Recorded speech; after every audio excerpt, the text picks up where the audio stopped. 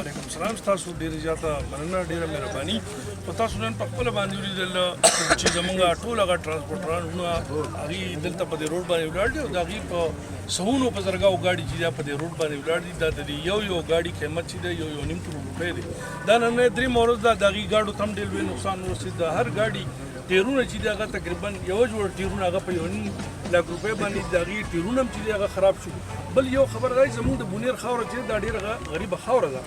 الله تعالی په موږ باندې فضل وکړو، دلته ماربل چې دی هغه موږ له راکړو. زموږ دلته تقریبا 20-25 هزار خلک چې دی هغه د ماربلو سره واسطه چې دی هغه په روزګار باندې دی.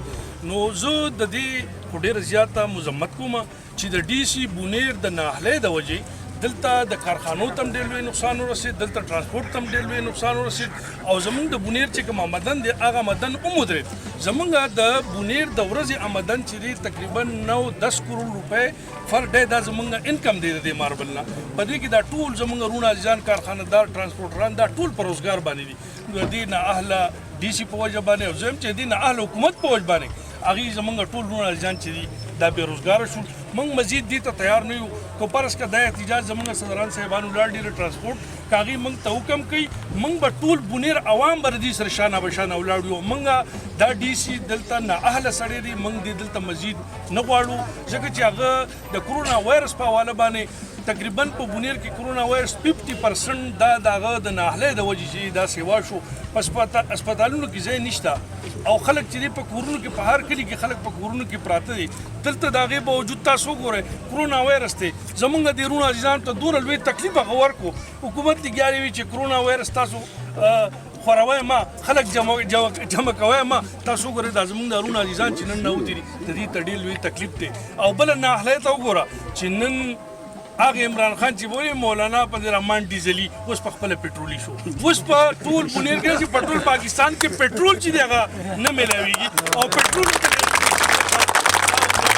دا ډېره زیاته د افسوس خبره ده. زه خو به د دې خپلو رونو عزیزانو سره به موږ په میدان باندې ولاړ یو.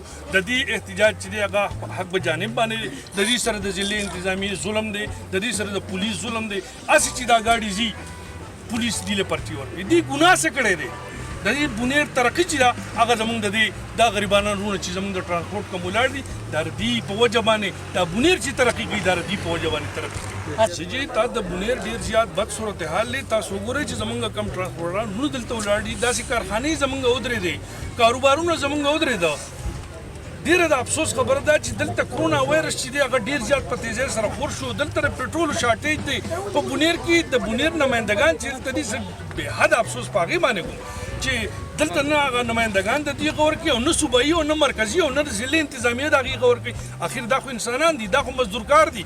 په دې ملک کې چې دا ترقي راځي دا د دې رونو عزیزانو د وجې راځي او هغه د دې غریبانانو چوله بندول غواړي. موږ قطعاً دې ته تیار نه یو. موږ به د دې خپل رونو سره په احتجاج کې مکمل طور ولاړ.